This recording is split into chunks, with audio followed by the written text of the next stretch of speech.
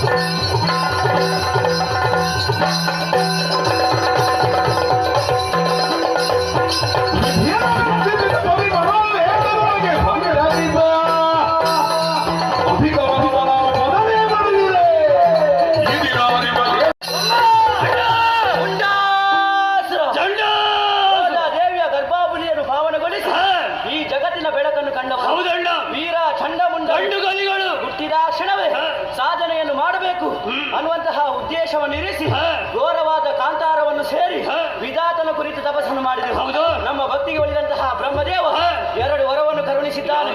ಮನೋವೇಗ ಬ್ರಹ್ಮಚಾರಿ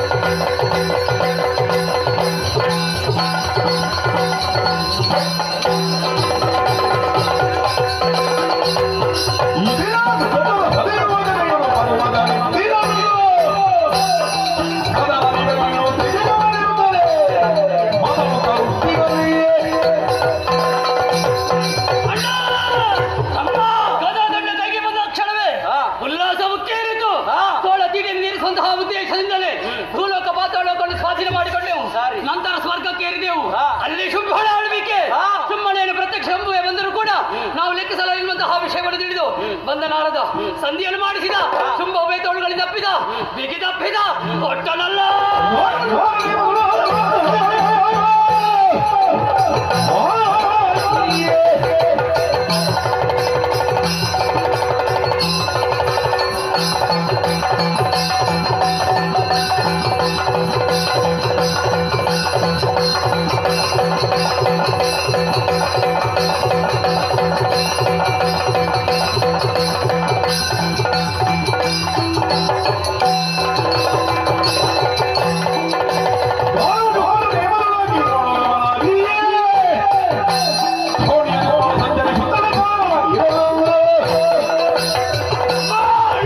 ಮಾನವ ಶುಂಭನ ನೇಮವನ್ನು ಪಡೆದು ಮೂರು ಲೋಕವನ್ನು ಸಂಚರಿಸಿದವರು ನಾವು ಹೌದು. ಎಲ್ಲಿ ಹೋದ್ವಿ ಕೂಡ ನಮ್ಮ ಅಣ್ಣನನ್ನು ಹೊಗಳುತ್ತಾ ಇದ್ದಾರೆ ಜಗಳಿದವರ ಶಿರವನ್ನು ಮೂರು ಲೋಕ ಹಸಿವೆ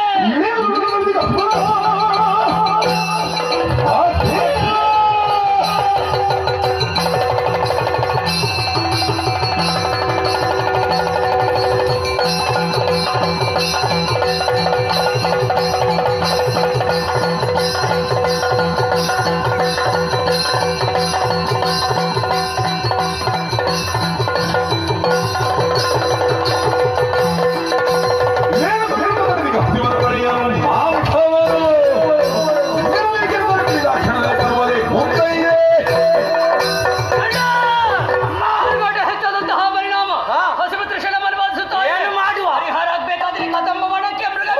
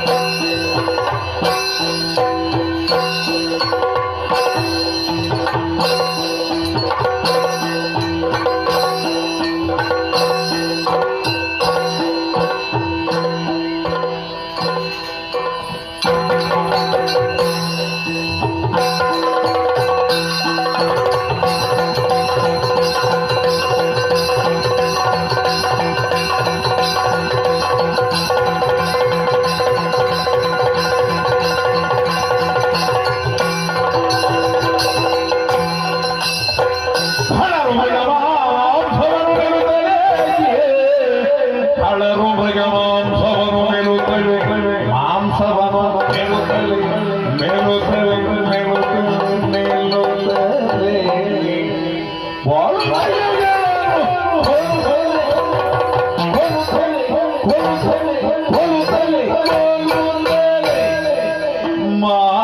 ಮಾಂಸವನ್ನು ಮೆಲುತ್ತವೆ ಮೆಲುತ್ತವೆ ಮೆಲುತ್ತವೆ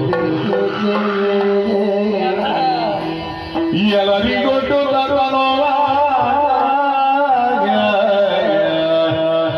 ಶ್ರಮವನ್ನು ಬರರು ಬರರು ಕದಮರದೆಡೆಗೆ ಖಳರು ಮೃಗಮಾಂಸವನ್ನು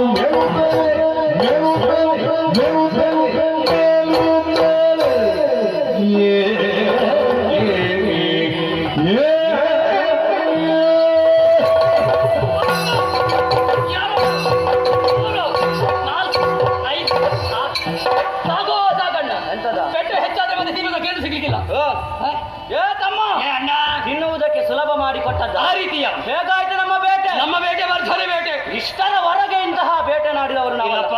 ನನ್ನಿಂದಲೇ ಆಜ್ಞೆಯನ್ನು ಪಡೆದು ಹೋದವ ಆಹಾ. ಏನನ್ನು ಕೊಂದೆ ಏನನ್ನು ತಿಂದೆ ಹೇಳು ನನ್ನ ಮುಂದೆ ಏ ಅಣ್ಣ ಏ ತಮ್ಮ ನಿನ್ನ ಜೊತೆಯಲ್ಲಿ ಬಂದ್ರೆ ನನಗೆ ಯಾವುದೂ ಸಿಗುವುದಿಲ್ಲಂತಹ ಕಾರಣಕ್ಕಾಗಿ ಆ. ಇದೋ ಈ ದಾರಿಯನ್ನು ಹಿಡಿದೆ ಆ. ಹೋಗುವಂತಹ ಸಂದರ್ಭ ಆ. ನಾಲ್ಕಾಣೆ ನಾಲ್ಕಾಣೆ ಈಗ ಯಾವ ಪ್ರಯೋಜನಕ್ಕೂ ಬರುವುದಿಲ್ಲ ಯಾವ್ದು? ನಾಲ್ಕಾಣೆಯಲ್ಲಿ ಏನು ಸಿಗ್ತದೆ ತಮ್ಮ 4 ಆನೆ ಮರಿಗಳನ್ನ ಓ 4 ಆನೆ ಹೌದಣ್ಣ. ಏನು ಮಾಡಿದೆ ಹತ್ತಿರ ಹೋದೆ ಬಾಲದಲ್ಲಿ ಹಿಡಿದೆ ನೆಲಕ್ಕೆ ಕಾಣಿದೆ ಆ. ಒಂದೇ ಬೆಟ್ಟಲ್ಲಿ ಅಪ್ಪಚ್ಚ ರಕ್ತವನ್ನು ಕುಡಿದೆ ಆ. ಮಾಂಸವನ್ನು ತಿಂದೆ ಕಿವಿ ತಂದೆ ಯಾರಿಗೆ ತಂದೆ ನಿನಗೆ ತಂದೆ ಅಣ್ಣ ನಾನು ಕಿವಿ ತಿನ್ನುವ ಜಾತಿಯ ಈಗ ಕಿವಿ ತಿನ್ನೋದು ಬಿಟ್ಟಿದ್ಯಾ ನಮ್ಮಣ್ಣ ನಿಶುಂಬ ಇದ್ದಾನೆ ಅವ ತಿಂತಾನೆ ಅವ ತಿಂತಾನ ಅವನಿಗೆ ಕೊಡೋಣ ಅಮ್ಮ. ಅಣ್ಣ ಇವತ್ತು ನನ್ನನ್ನು ಬಿಟ್ಟು ಬೇರೆ ದಾರಿಯಲ್ಲಿ ಹೋದವ ನೀನು ಆ. ಇವತ್ತೇನಾದ್ರೂ ನಿನಗೆ ಹೊಸತನ ಕಂಡಿದ್ದೆ ಏ ತಮ್ಮ ಅಣ್ಣ ಸರಿಯಾಗಿ ಆಲೋಚನೆಯನ್ನು ಮಾಡಿ ಮಾಡಿ. ಓ ಈ ದಿಕ್ಕನ್ನು ಹಿಡಿದು ಹೋದ ಹೌದಾ? ಹೋಗುವಂತಹ ಸಮಯದಲ್ಲಿ ಹಾ. ತಮ್ಮ ಹಂದಿ ಅಣ್ಣ ಕೋಣ ತಮ್ಮ ಹಂದಿ ಅಣ್ಣ ಕೋಣ ನಿನಗೆ ಹೇಳಿದ ಮತ್ತೆ ಯಾರಿಗ? ನನ್ನ ಕಣ್ಣುಗಳಿಗೆ ಹಾ. ಒಂದು ಕಾಡು ಹಂದಿ ಗೋಚರ ಏನು ಮಾಡಿದೆ ಅದರ ಬಾಲಕ್ಕೆ ಕೈ ಎಳೆದು ನನ್ನ ಬಂಡೆಗೆ ಹೊಡೆದ ಹೌದಾ? ಅಲ್ಲಿಗೆ ಲಡಮ್ಮ ಎಲ್ಲಂಟ ನಡಮ್ಮ ಎಂತದ್ದು ಹಾ? ಪ್ರಾಣಿ ಅಲ್ವಾ ಮತ್ತೆ ಯಾವ್ದು? ಪ್ರಾಣಿಯನ್ನು ತಂದು ಹಾ. ಬಂಡೆಗೆ ಬಡಿಯುವಂತಹ ಸಂದರ್ಭದಲ್ಲಿ ಬರುವಂತಹ ಶಬ್ದ ಹಾ. ಲಡಮ್ಮ ಹೇಗೆ ಲಡಮ್ಮ ಹೇಗೆ ಹೇಗೆ ವಡಮ್ಮ ಮತ್ತೆ? ಕುಟುಂಬ ಆ. ಲಡಮ್ಮ ಹಾ. ರಕ್ತ ಬೇರೆ ಮಾಂಸ ಬೇರೆ ಎಲುಬು ಬೇರೆ ಚರ್ಮ ಬೇರೆ ಏನ್ ಮಾಡಿದೆ ಮಾಂಸವನ್ನು ಗುಳುಮ್ಮನೆ ನುಂಗಿದ್ದೇನೆ ಆಹಾ. ರಕ್ತವನ್ನು ಘಟಘಟನೆ ಕುಡಿದಿದ್ದೇನೆ ಎಲುಬನ್ನು ದವಡೆಯಡಿಗೆ ಸಿಕ್ಕಿಸಿ ಹಾ.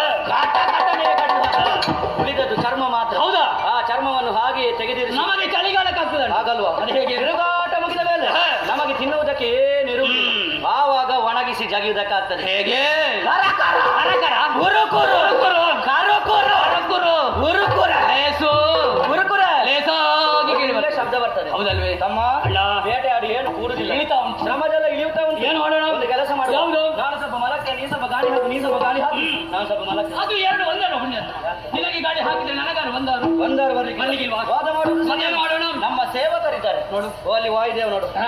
ಇವನಿಗೆ ಆಜ್ಞೆಯನ್ನು ಕೊಡುವ ಅವನಿಗೆ ಅವ ಬೀಸಿಯಾನ ಬೀಸಿಯಾನ ಅವ ಬೀಸಿಯಾನ ಅವನು ಬಿಸಿ ಅನ್ನೋ ಪುಣ್ಯಾತ್ಮ ಆದ್ರೆ ನಾವು ನಿಂತಹ ತಗ್ಗು ಪ್ರದೇಶ ಅಲ್ವೇ ಹಾ. ಆತನಿಗೆ ಸ್ವಲ್ಪ ಅನುಕೂಲವನ್ನು ಮಾಡಬೇಕಾದ್ರೆ ಎತ್ತರವಾದಂತಹ ಜಾಗಕ್ಕೆ ನಾವೇ ಹೋಗ್ಬೇಕು ಯೋಚನೆ ಮಾಡುವುದು ಸರಿಯಲ್ಲ ಹಾ. ತುಹಿಲಾಗಿದೆ.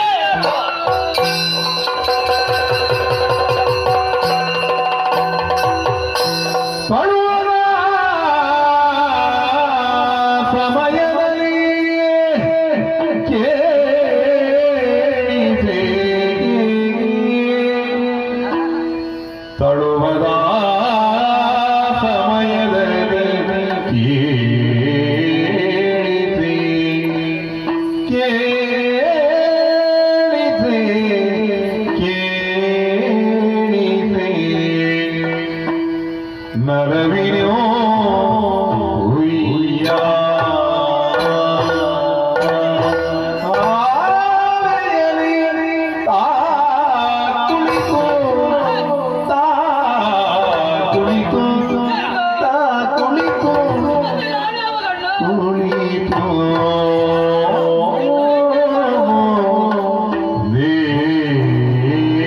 ದೇವಿಯು ಪಾ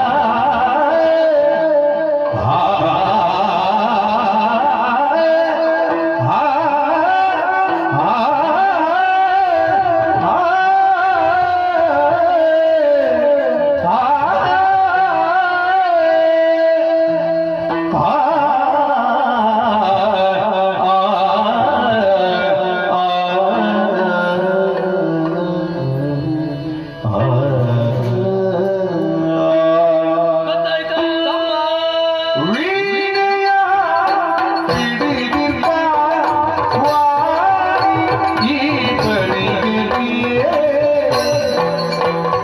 ಆ ಆ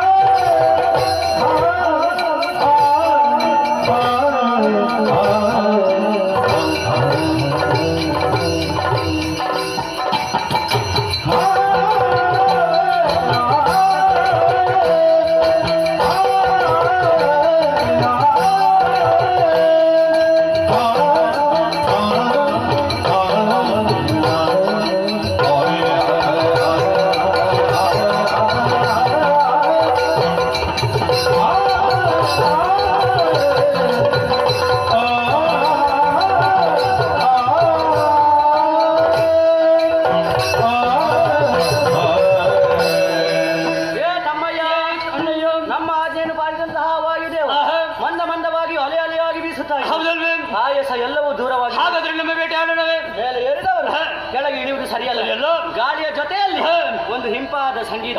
ಸುಧೆ. ಈ ಸಂಗೀತವನ್ನು ಕೇಳುವಾಗ ಯಾವ ಆತನಿಗೆ ಸಂತೋಷವಾಗುವುದಿಲ್ಲ ಅಂತವನಿಗೆ ಹೃದಯ ಶೂನ್ಯವೇ ಸರಿ. ಈ ದಟ್ಟವಾದ ಕಾಡಿಗೆ ಬಂದು ಈ ರೀತಿ ಸಂಗೀತವನ್ನು ಹಾಡಬೇಕು ಅಂತಾದ್ರೆ ಸಾಮಾನ್ಯರಿಂದ ಖಂಡಿತ ಅಸಾಮಾನ್ಯರ ಸರಿ ಅಣ್ಣ. ಯಾರು ಸಾಧನೆಯನ್ನು ಮಾಡ್ತಾರೆ ಅಂತವರಿಂದ ಮಾತ್ರ ಸಾಧ್ಯ. ಯಾರಿರ್ಬೋದು? ಸರಿಯಾಗಿ ಅರ್ಥವಿಸಿಕೊಂಡಿದ್ದೇನೆ. ಯಾರು? ಬ್ರಹ್ಮನ ಮಡದೆಯಾದಂತಹ ಶಾರದಾ ದೇವಿ ನಮ್ಮ ಮನಸ್ಸಿನ ಬೇಸರವನ್ನು ಕಳೆಯುವುದಕ್ಕೆ ಬೇಕಾಗಿ ಈ ಕಾನನಕ್ಕೆ ಬಂದು ಗಾನವನ್ನು ಹಾಡ್ತಾ ಇದ್ದಾರೆ. ಇದೀಗ ಶಾರದೆ ಗಾಯನ ಹೇಳುವುದರಿಗೆ ಅವಳೇ ಬಂದದ್ದು. ಅವಳು ಇಲ್ಲಿಗೆಲ್ಲ ಬರಲಿಕ್ಕೆ ಸಾಧ್ಯ ಉಂಟಣ್ಣ. ಯಾಕೆ? ಆ ಬ್ರಹ್ಮದೇವ ದಿನಕ್ಕೆ 84 ಲಕ್ಷ ಜೀವರಾಶಿಗಳನ್ನೆಲ್ಲ ಸೃಷ್ಟಿ ಮಾಡ್ತಾನೆ. ಸೃಷ್ಟಿ ಮಾಡುವಂತಹ ಕಾಲದಲ್ಲಿ ಶಾರದ ಮಾತೆ ಆತನ ಜೊತೆಯಲ್ಲಿ ಸ್ಫೂರ್ತಿದಾಯಕಳಾಗಿ ಇರಲೇಬೇಕು. ಇಲ್ಲದೆ ಹೋದ್ರೆ ಬ್ರಹ್ಮನ ಕಾರ್ಯ ಪೂರ್ಣ ಆಗುವುದಕ್ಕೆ ಸಾಧ್ಯವಿಲ್ಲ. ಅವಳಲ್ವಾ? ಅವಳಲ್ಲ. ಮತ್ತೆ ಯಾರು? ಇನ್ನು ಒಳ್ಳೊಳ್ಳೆ ಗಾಯಕರಿದ್ದಾರಲ್ಲ. ಯಾರ ದೇವಲೋಕದಲ್ಲಿರುವಂತಹ ಕುದುರೆ ಮುಖವುಳ್ಳವ ಆ ತುಂಬೂರ, ದೇವಲೋಕದ ಸಂಗೀತ, ದೇವ ವೈದಿಕ, ದೇವಲೋಕವನ್ನು ತೊರೆದು ಇಲ್ಲಿ ಒಂದು ಸಂಗೀತವನ್ನು ಹೇಳಿದ್ರೆ ಮತ್ತೆ ದೇವಲೋಕದಲ್ಲಿ ಹಾಡುವವರು ಯಾರು? ಮತ್ತೆ ನಮ್ಮನ್ನು ನೋಡಿದ್ರೆ ಭಯಗೊಂಡ ಅವಲ್ಲ. ತುಂಬೂರಲ್ವಾ? ಇನ್ನೊಬ್ಬೆದ್ದಾನೆ. ಯಾರು? ಅವನೇ ನಾರದ. ಕರದಲ್ಲಿಗೆ ಬಾ, ನಮ್ಮಲ್ಲಿ ಪ್ರೀತಿ ತೋರದ, ನಿಂತಲ್ಲಿ ನಿಲ್ಲ, ಗಾನ ವಿಶಾರದ. ಈ ಹಿಂದಕ್ಕಾದರೂ ದಕ್ಷ ಬ್ರಹ್ಮ ಆತನಿಗೆ ಶಾಪವನ್ನೇ ಕೊಟ್ಟಿದ್ದಾನೆ. ಹೇಗೆ? ನೀನು ನಿಂತಲ್ಲಿ ನಿಲ್ಲದೆ ಹೋಗುವನು ಹಾಗೆ ತಿರುಗಾಟವನ್ನು ಮಾಡುವಂತಹ ಆ ನಾರದ ಅವ ಇಲ್ಲಿಗೆಲ್ಲ ಬರ್ಲಿಕ್ಕುಂಟವ. ಹಾಗಾದ್ರೆ ತಿರುಗಾಟ ಮಾಡುವಂತಹ ನಾರದ ಬರ್ಲಿಕ್ಕಿಲ್ಲ. ತುಂಬೂರನಲ್ಲ. ಅಲ್ಲ. ವೀಣೆಯ ಗಾಯನ ಖಂಡಿತವಾಗಿ ಅಲ್ಲ. ಅದಲ್ಲ. ಹಾಗಿದ್ರೆ ಉತ್ತರ ಸಿಗ್ಬೇಕಲ್ವೇ? ಅದು ಅಲ್ಲ, ಇದು ಅಲ್ಲ. ಹಾಗಿದ್ರೆ ಯಾವ್ದಂತ ಆಗಬೇಕಲ್ಲ. ಹಿಂಪಾಗಿ ಕೇಳಿಸ್ತಾ ಉಂಟು ಒಂದು ಸ್ವರ. ಆ ಸ್ವರವನ್ನೇ ಹಿಡಿಯೋಣ.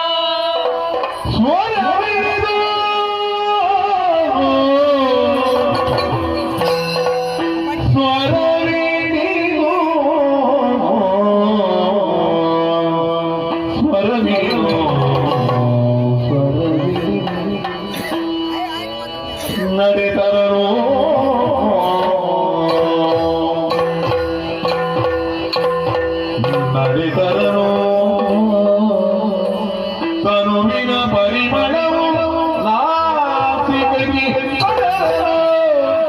ತನುವಿನ ಪರಿಮಳವು ನಾಸಿಕಗಿ ಅರರೆ ಕೌತುಕ ಕೌತುಕ ಕೌತುಕ ಕೌತುಕವೆಲ್ಲ ಪರಿಮಳ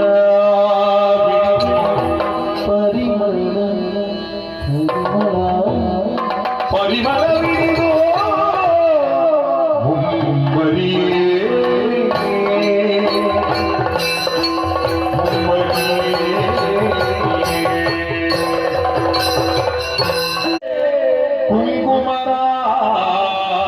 ಕುಂಕುಮರಾಗಶೂಣಿ ಪುಂಡೇಕ್ಯು ಪಾಶಾಂಕುಶ ಪುಷ್ಪಮಾಣಹಸ್ತೆ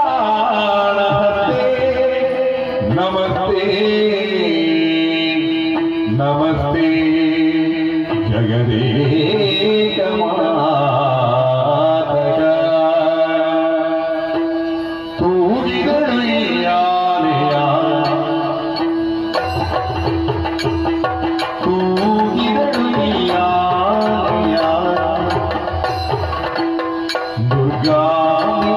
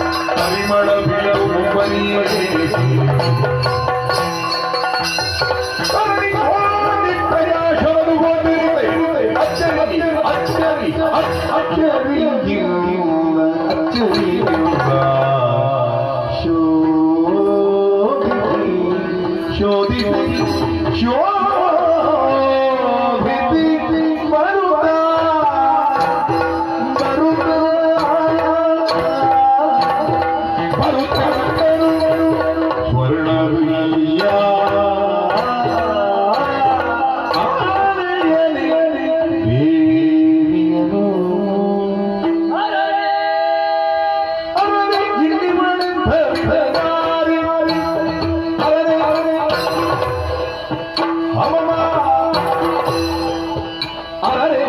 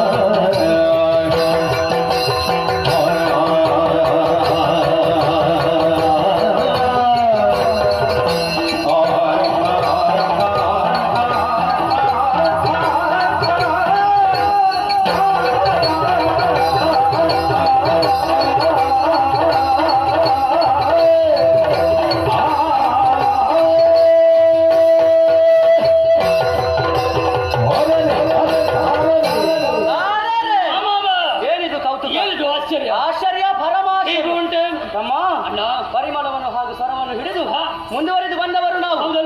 ಆಕಾಶದಿಂದ ಮಿಂಚಿನ ಗೊಂಚಲು ನಮ್ಮ ಕಣ್ಣುಗಳಿಗೆ ಅಪ್ಪಳಿಸಿತು. ಅಲ್ಲ, ರತಿದೇವಿಯ ಕೈಯಲ್ಲಿರುವ ಅಂದದ ಚಂದದ ರನ್ನದ ಕೈಗನ್ನಡಿ ನಮ್ಮ ಮುಂದೆ ಕಾಣಿಸಿತ್ತೆ ಅನ್ನುವಂತಹ ತೆರದಲ್ಲಿ ಒಬ್ಬಳು ಹೆಣ್ಣು ಚಿನ್ನದ ಉಯ್ಯಾಲೆಯನ್ನು ಕಟ್ಟಿ ಗಾನವನ್ನು ಹಾಡ್ತಾ ಇದ್ದಾರೆ. ಈಕೆಯನ್ನು ಕಂಡಾವಾಗ ಹೊಗಳದಂತಹ ನಾಲಗೆ, ಮಂದ ಗಮನೆಯ ಮಂದ ಹಾಸದ ವಿಲಾಸ, ಬಂಧುರದ ಸಿಂಗಾರವು ಏನೆಂದೆ, ಮೋಹಿನಿಯು ತ್ರೈಭುವನದ ರತಿಯು ವೈಯಾರದ ಸುಂದರಿಯು ತುಹಿನಾದ್ರಿ ಶಿವಶರದ ಮಾನಸ ಸರವರದಿ ಸಂಭವಿಸಿ ವನ ದೇವಿಯರಲ್ಲಿ ಸೇವೆಯನ್ನು ಪಡೆದು ಮುಂಬರಿದು ಸಾಗರನಪ್ಪು ತವಗದಿ ಪ್ರವಾಹಿಪ ಜಾಹ್ನವಿ ವನಿತೆಯು ಚೆಲುವಿಕೆಯ ಚೈತನ್ಯವು ಪರಿಮಳದ ಪುತ್ತಳಿಯು ವರ ರಸ ಸಾಕಾರದ ಸೌರವ ಮನ್ಮಥನ ವಿಜಯದ ಧ್ವಜವು ನಾಕದ ಸತಿಯರ ನೂಕಲು ಮಡುವಿಗೆ ಈಕೆಯ ಕಾಣದ ನೇತ್ರಗಳ ಏತಗೆ ಅಡಿಯನು ಮುಡಿಯನು ಹುಬ್ಬೇನು ನಮ್ಮ ಮನಕ್ಕೆ ಕಂಪನು ಹಿಂಪನು ಸೊಂಪನು ಕೊಡುವ ನಸುಮುಖದ ಬಾಲೆಯಾದ ಚಂದ್ರಮುಖಿ ಸುಂದರಿ ಸುಮಗಂಧಿ ಕೋಮನೆ ಮನ್ಮಥನಿದ್ದಾನೆ ಅಂಗಜ ಮಂತ್ರ ಸುತ್ತರಿ ಪಣಿ ಮಾಲಿಯರಿಗೆ ಆದ ಸೇವ ಸುಜ್ಜನ ಕಣ್ಣೆ ಮಾತೃಭವನಸ್ಥಾನ ಮರುಲೋಕದ ಮೊಹಳ ಚಿತ್ತ ಸಂಸಾರ ಸುಖಸಾಗರಿ ಜನಲಗಾರಗಾರಿ ಪರಿಗಂಶಿಗಳ ಚಿತ್ತ ಜವಡಿ ವಿಹಾರಿ ಮುತ್ತವರಾರಿ ಅರೆ ಇವಳೆಂತ ವಿಕಗಾರೆ ಸ್ಮರಣ ಕುರುಗಳೆಂತೋಳು ನೀರೆ ಸರಸಿಜ ವದನ ಹರಣ ನೇತ್ರೆ ಚೆಲುವ ತರುಣಿ ಮಣಿ ಇವಳು ಯಾರಿವಳು ಯಾರೇ ಆಗಿರಲಿ ಇವಳ ರೂಪಕ್ಕೆ ಮನಸೋತಿದ್ದರು ಇವಳನ್ನು ಮದುವೆಯಾಗಿ ಸಮಯಕ್ಕೆ ಸರಿಯಾಗಿ ಮುಗಿಸ್ತೇನೆ. ಸಮಯಕ್ಕೆ ಸರಿಯಾಗಿ ನಿನ್ನ ಪ್ರಾಣ ಕೂಡ ಹೋಗ್ತದೆ. ಯಾಕೋ ತಮ್ಮ? ಎಷ್ಟೋ ತನಕ ಬ್ರಹ್ಮಚಾರಿ ವ್ರತವನ್ನು ಪಾಲಿಸ್ತೀರೋ ಅಷ್ಟರವರೆಗೆ ನಿಮಗೆ ಮರಳಿಲ್ಲ ಎಂಬುದಾಗಿ ಬ್ರಹ್ಮದೇವನ ವರವನ್ನು ಕೊಟ್ಟಿದ್ದಾರೆ. ವರವನ್ನು ಉಲ್ಲಂಘಿಸಿದ್ರೆ ಮರಣ. ನಮ್ಮೊಡೆಯ ಸುಮ್ಮನೆ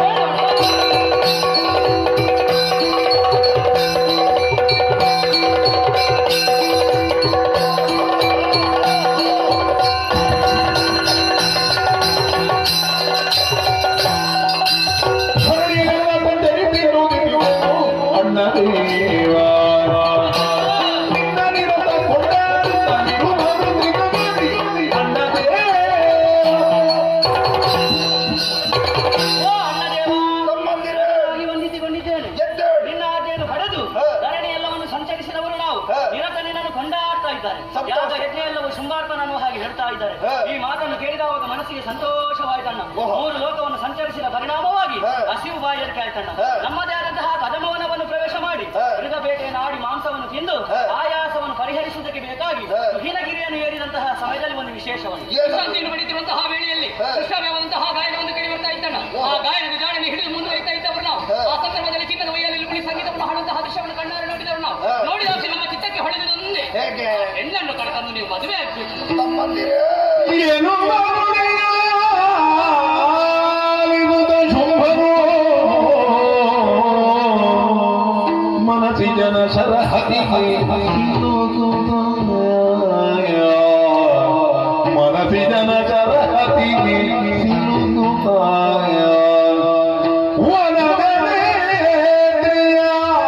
ವರಿಸದಿರುತ್ತ ನಿಜ